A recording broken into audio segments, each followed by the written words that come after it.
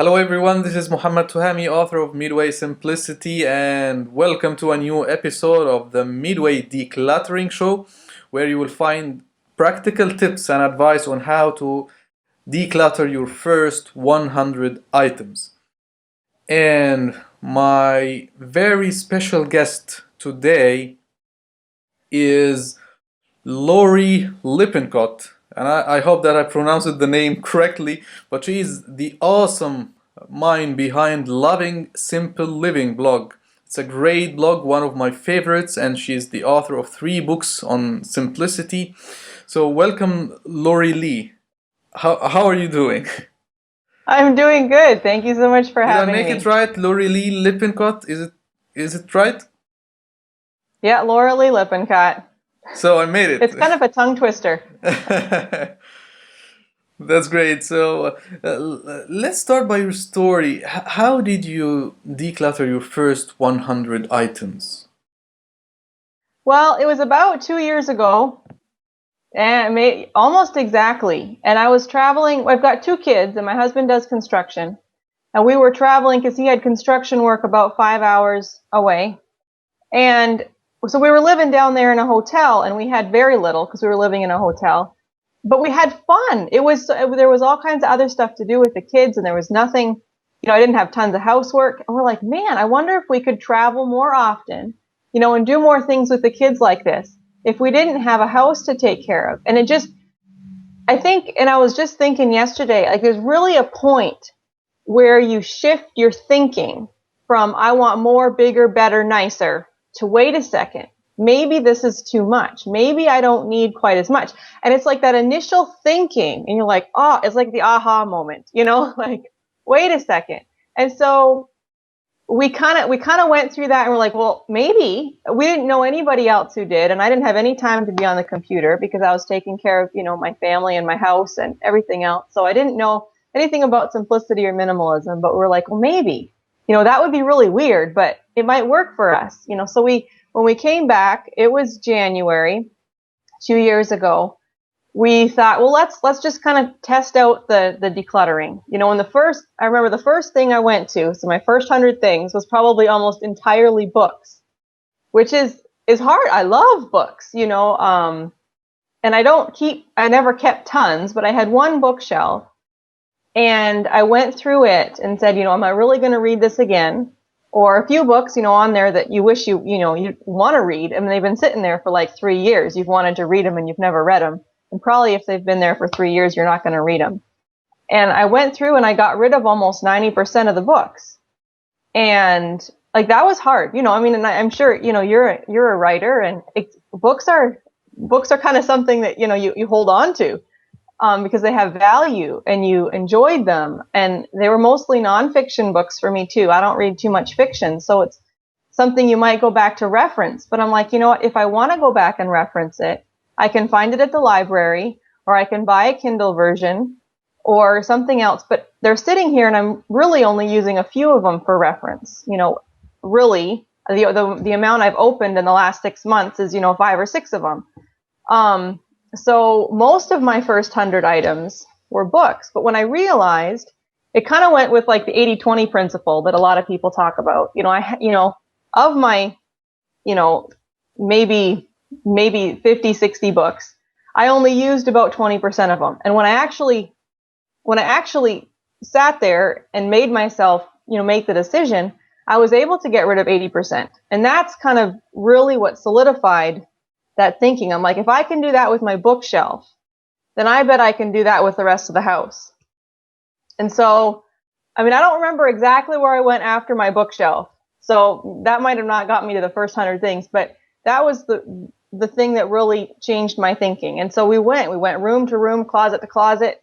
And for most places, we could get rid of about 50% of what we did. And that was 2 years ago. And since then, we've ended up getting rid of so much more. It kind of just gets the ball rolling. But for me, it was the books, which was is something I wouldn't have expected because books are so Yeah. important to me. Usually, and the other interviews I did, usually the number one place people go to start the decluttering process is the wardrobe or closet to get rid of some clothes that the old clothes Yeah. that they don't need. But books, this is very brave, you know.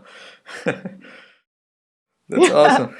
No, see, and we really never had that much. I never had stuff in my closet that didn't fit. I had too many clothes, and I've since decluttered all of that. But we had. My fault was keeping things for the future. Like I would find things that my kids would fit into like 4 years in the future, but if it was a good deal, I'd buy it.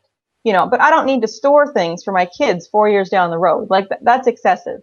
So I mean, that was an area I hit later, but we never had like all the bulk, from, when my kids were babies or anything else. I was always good about getting rid of that, but I still had a full house that we were able to mostly entirely clean out. And now we're down to a 1-bedroom apartment, and there's hardly anything in it, and we have lots of room to play and work. So it's been a huge transformation that all started with books.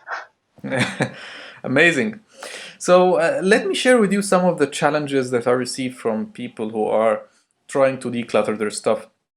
The first thing is I'm overwhelmed by too much stuff, so I can't think of starting the decluttering work. Yes. Yes. And in a way, and I don't mean to make a plug for my book, but in a way, that's why I wrote the book I just released, the 30 days, because it's very overwhelming when you make that shift in your head and you're like, maybe I need less. All of a sudden, everything becomes excess, and every closet you look in and every room you go into, you're like, oh, like I need to go through all of this. And it's just days and weeks and months, and it's just overwhelming. You just want to sit down and give up. So in my book, I went through and did 30 different areas. 15 of them are tangible, so they're, dealing with material stuff. And then 15 are like our time and our thinking and our habits. And it goes back and forth, and it just takes a little piece. Go through this little piece. Go through your kitchen counters is lesson 4. So, and practice with that and clear all that off. And so you practice doing little pieces in 30 different areas. And then at the end of the month, you can say, okay, I've got started in 30 areas. Maybe 10 of them I'm done in, because they weren't a big deal. But now I can go back on the other 20 areas and work more. But because I've got that initial ball rolling and started, I can keep going. So, I mean, I would say my book, but also if you make a list and say, this is all the areas of my house, and I would like to go through it all in 6 months. That means I need to go through this week, and this week, and this week, and then celebrate, your small victories. If you go through this closet and that's what you were supposed to do this week, sit down and treat yourself to, to a chocolate and a fancy coffee or something, and be proud and of your accomplishment and the fact that it fits into the whole thing, instead of just trying to tackle the whole thing at once. Because now I can go through my whole house in a day, but before, I mean, it just makes you sit down and cry. Overwhelming. That's a very smart idea. So instead of 30 days, you specified 30 areas to start declutter. So you made it more specific and easier for people to. Yeah, I mean, and exactly like what you're saying, you just have to get a little bit in each area, and once you get a little bit in each area, then it just is easier to keep going. Yeah, and the second challenge is what about lacking organizational skills? Well, see, most of that, and I think it's kind of funny because I think most of that is having too much stuff. If you have no stuff, organizing is very easy. So that's kind of what I think I wrote a blog post a while ago as a guest post for something. You don't need organization, you need minimalism, It's not about a bunch of fancy colored and labeled totes that you need. It's less stuff. And so right now, all we have, both my husband and I and our 2 kids, all of us share one closet, and it's not a big closet. Are you serious? Yeah. I've got pictures I'm putting up on my blog tomorrow of it.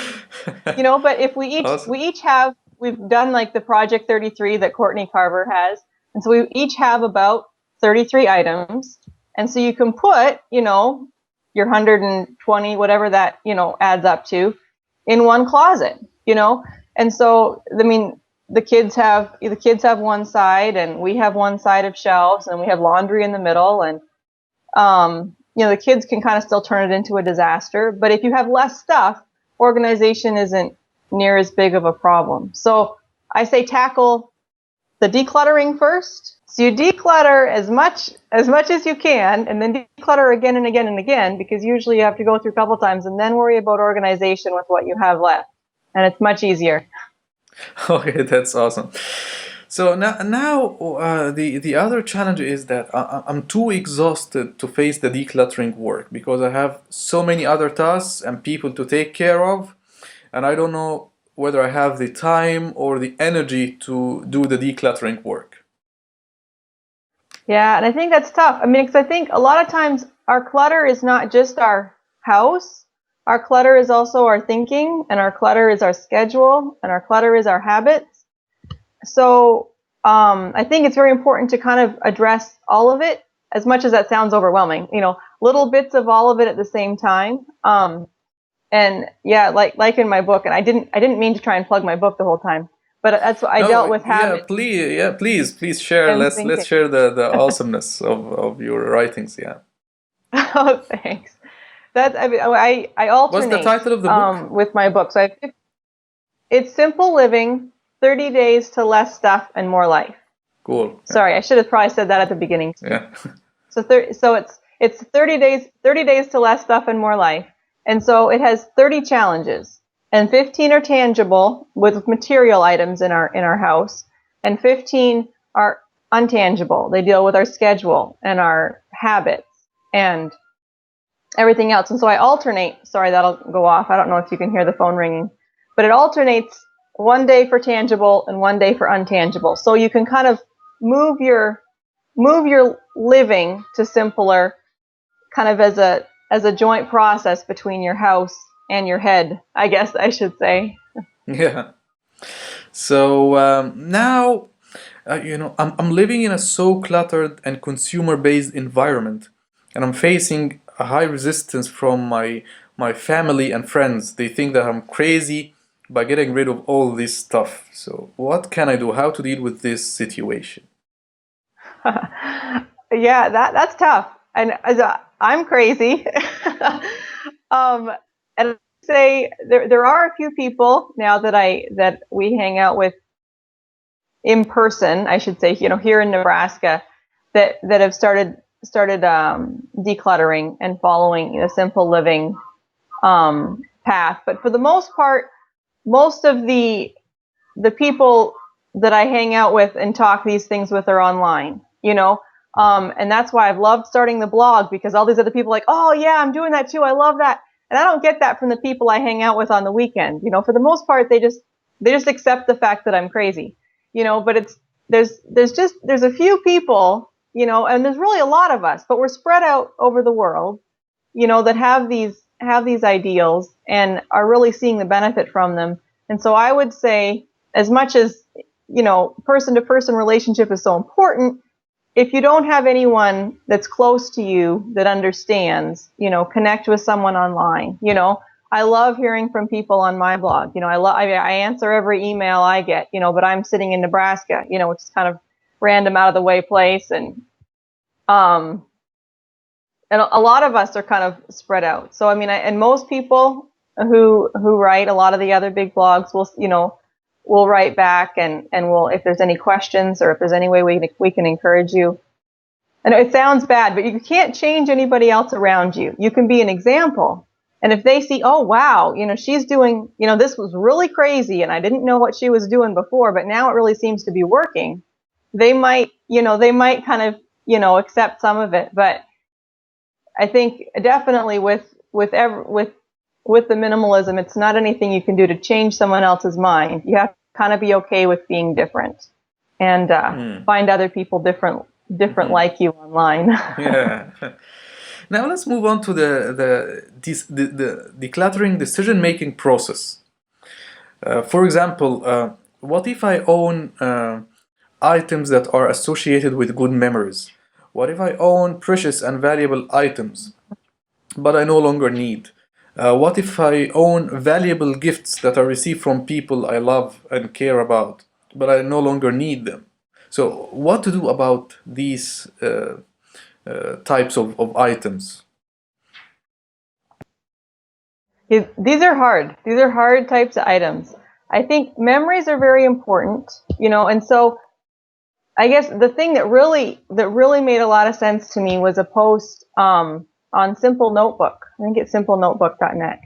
I always get it confused, but she wrote about if say 50 years from now, we're dying and passing on to the next generation. What do you really want to pass on to the next generation? Do you want to pass them on a box of like the coolest stuff, from your life, or do you want to pass on a storage unit to them? And that really made sense to me. Like, so when I keep things, I have one or two plastic tubs that I have memory things in. I have my wedding dress because my daughter is going to love to try it on and see it, and she loves playing with it. And I have their baby clothes and the things they came home in the hospital with. And I have our wedding pictures because those are all things that I treasure and I know my kids are going to treasure. But that's not everything. Like it hardly includes anything from any of our vacations. We just take memories from vacation, and it doesn't include everything from every Christmas, and it doesn't include, we have a picture or two from birthdays, but we don't keep everything. We just keep the most important things. So what I tell people to do is I say, okay, look at everything that you have in your house that is associated with a memory, and try and figure out how much space that's taking, and then try and figure out how much space you want it to take. And if you give yourself a limit and say, okay, this closet I will store memory things in, or these boxes I will store memory things in, and then figure out what fits and what doesn't, and that helps make the decision better. If it's valuable things, I definitely tell people to sell them. It sounds terrible, like we don't like people, but people are not in the things they give us. Just because you don't keep something that someone gave you doesn't mean you don't like them or appreciate them or remember them. But I understand why people think that. It's just the logical decision of saying, I'm not going to not be friends with them if I get rid of this. And it's not worth taking care of and maintaining and having a bigger house and everything else just so we can keep items that don't really mean anything. The person is what means something. So a lot of people take pictures of them. Someone commented on my blog that especially kids' drawings are really big. So she took all of her kids' drawings and she took pictures of them, and then she put them on a little flash drive. And so then she has them on one of those picture frames. So she has one picture frame that cycles through all of her kids' drawings. And now instead of like a box or two of all these drawings from when they were kids, she just has a little memory stick, and she said she made two, so one can be in a safety deposit box, so it's extra safe. Make sure she still has them, but it's now way less, and she can actually enjoy them because they can all go through this electronic picture frame. I thought that was brilliant. Yeah, that's a brilliant idea, definitely. And what about the famous dilemma of what if? What if I will need this one day? What if? Yeah. But I keep pulling from other people. Other people are my sources of great writing. The what if question, I really like how the minimalists dealt with that on their blog. They have like the 2020 rule, I think, and I'll have to, maybe I can try and send you some of these links because I'm not claiming the brilliance behind it. But their thing was their 2020 rule. If it costs less than $20 and you can get it in less than 20 minutes, then get rid of it. So if we're talking about, I just got rid of some hair products that I hardly ever use. Well, if I decide I need them, I can go grab them from the store. If I don't know if I'm going to need my car, I'm probably still going to keep it, because that's much harder to replace. Those are two, big separate ones. But what if can constitute like half the things in our house if we're not careful. So if it's a cheap item, and you can, if $20 is too much, you can say, if it's going to cost me less than $5 to replace, and I can replace it, in a day or two, then I'll get rid of it. So, a lot of times setting those rules make all the decisions easier, instead of just being overwhelmed. And you can set your own rules if you'd like to set $100, Yes. $5, whatever. Exactly. Yeah. But then you have a logical thing to apply to everything you're going through. Yeah.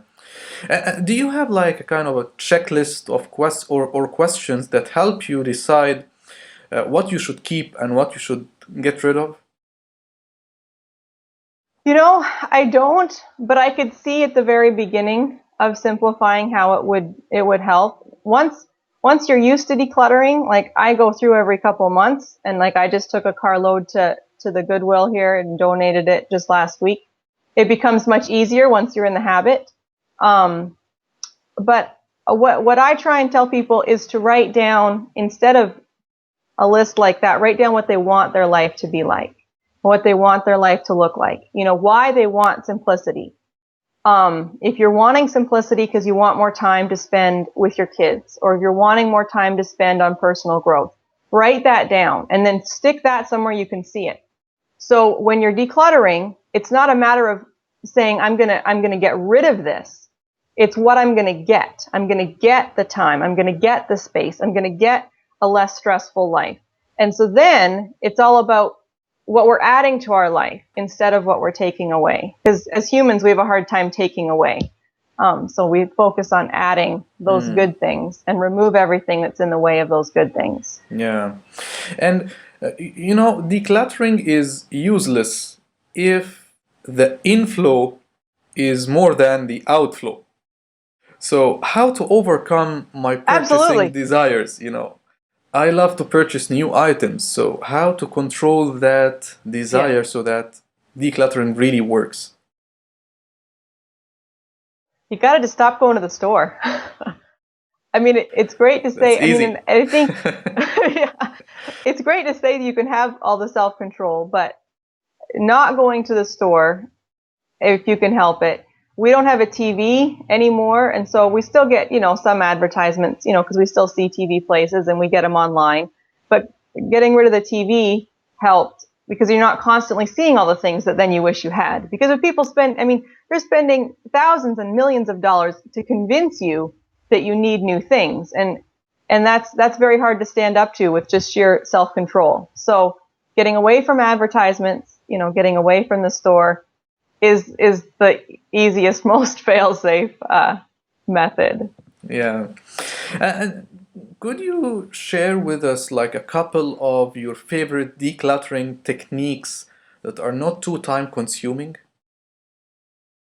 What I love is making sure there's a designated place in my house all the time. Right now it's the end of my bedroom, but it used to be in my laundry room, in my basement when I had bigger houses, that I can put things that are going to go out of the house. So it's not like you say, okay, on this Sunday I'm going to go through the house. It's all the time. If I'm picking up this afternoon and there's something that is laying on the living room floor that I'm like, oh, maybe I don't even need this. Instead of putting it away, I put it in a box that's going to either be sold or given away. So then, because I'm already going to have to pick it up in the first place. And so these things collect, and once I have a pile that's worth taking a trip somewhere or worth listing on, Amazon or something else, then I can do that. But it's kind of just an ongoing process. And the kids always know that if there's something they don't want, they can put it there instead of putting it away. And that saves the energy of having to touch it twice. And it just kind of keeps it all. You're able to declutter whenever you think of it. That's cool.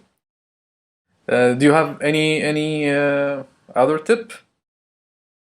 I'd love to say it's worth it. It's worth it. Like, I look back 2 years ago and it was so scary to declutter as far as we did. A lot of people are like, I'll declutter, I'm going to get rid of a carload of stuff, and that's good. But the difference of decluttering, we probably got rid of it at least 80%, if not more, of our stuff. And now if I think back, I hardly remember what most of it was. I'm like, well, what if I miss this? Or, like you were saying, what if I need this?